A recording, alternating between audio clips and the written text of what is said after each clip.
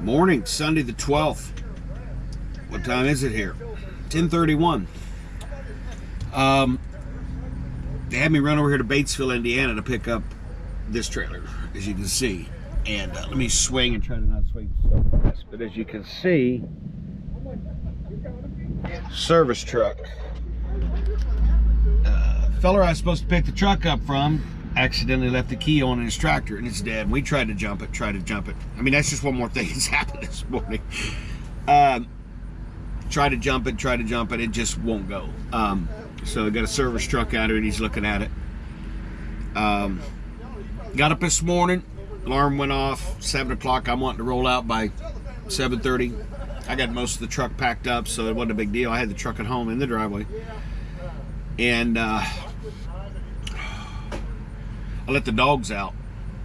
And I noticed Pickle, he's slinking, he's sneaking up on something over by the fence. I can't, it's just not fully sun up yet, but not dark, you know. And Molly shoots by him because she's like 1,000 miles an hour, and she shoots right by him, and it's a freaking skunk, and it freaking got them both. And I got this stuff called Nature's Secret or something that we got, and it actually looks like lighter fluid. It looks like a lighter fluid container. It's thin as water. And the first thing is never hit the dog with water because it just locks that daggone skunk stink in. And I just douched them straight down with that stuff and I got it all off, except there's some on Molly's face, and it's too close to her eyes and all that stuff. But Pickle got it the best. Molly did the same thing she did last time. She triggered the skunk, jumped out of the way, and bam, got Pickle. I think it's some kind of a running joke. I'm like, you freaking dogs, this is the third time. So I'm scrubbing Pickle, and I said, see this brush? Smarter than you. I was not happy. He ran straight in the house and straight in the bathtub. He knew what was coming.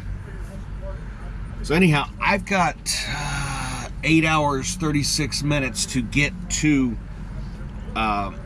Pennsylvania, and I'm going to have to do a 30-minute break to drive 36 more minutes. Luckily, between here and Pennsylvania, my GPS is wrong. It'll say 60 or 55, and it's 65 or 70. So I make up time. So I may not have to stop at all. If I'm really, really close, I'll just do a safe haven, and I'll just drive the next mile or two. That's probably what it's going to come down to. It's Sunday, so traffic's not bad around Carlisle. Picking up live loading tomorrow at 9. I will be at the plant at 7. Hopefully they will rotate me in early, which a lot of times they do. Let's see.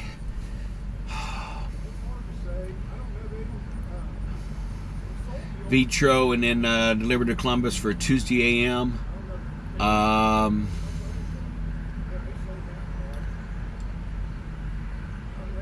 For you to Grenada, Mississippi, Missouri.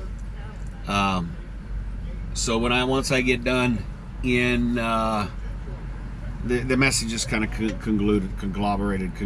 It's messed up. I'll have to just fish my way through it. But anyhow, here to I'm in Batesville, Indiana, by the way. Pick up this trailer, run up to Carlisle PA, live load up there, over to Columbus over to Foyu down to Missouri, to the True Light. 7 hours, 43 minutes, I think, from Foyu down.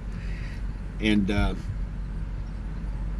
I should be able to get some live load video here at this next place. I do not know. If it's got a sign that says no cameras, well, that's the way it is. I don't turn them on.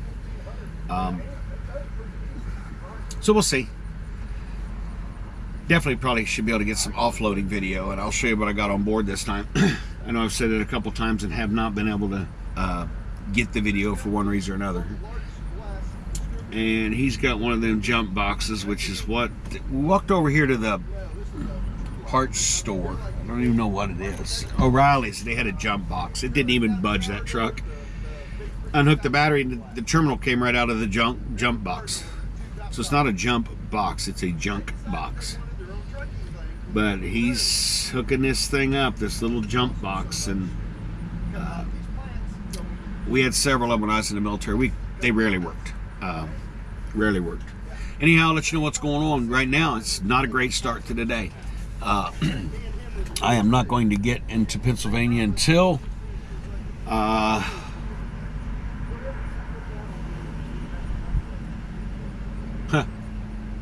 clock is wrong on my truck, on my GPS. It says I'm going to get there at 6 a.m. Not quite right. It says it's 21:35 right now, so I have got to do something with my clock. Whoa, jump box work. Well, you know. Let me get off here and get hooked up. Good morning. Monday, 13th, 11:14, 10:30 live load. They haven't started yet. They're on their lunch. Got the trailer back in, no problems. And one thing about these easy roll trailers is once you put the styrofoam on the A-frames, you can leave it unless it starts deteriorating. I don't know how this guy survived with his last glass load, because half the styrofoam was broke off this far from the bottom. And what happens is the glass sets in there. Now it's able to move around back toward the A-frame, and it could break the whole light of glass. And some of it was broke off on top, so I ended up having to re-styrofoam everything, which is, it's not a huge deal, just didn't expect it. And the ski pole, I'll show you what they call the ski pole or ski rail. It's a metal rail goes across the A-frame, and it's got pins that go down into the A-frames to hold it in place, and then the ends are bent down. So as the tarp accordions, this picks it up and rolls it down the A-frame without hitting the glass. Well, 2 of the pins were snapped off, and it was just hanging in midair when I got the trailer in there, so I had to do a little engineering. I ended up just wrapping the dogs out of it with red glass tape and getting it all secured. I rolled in here yesterday and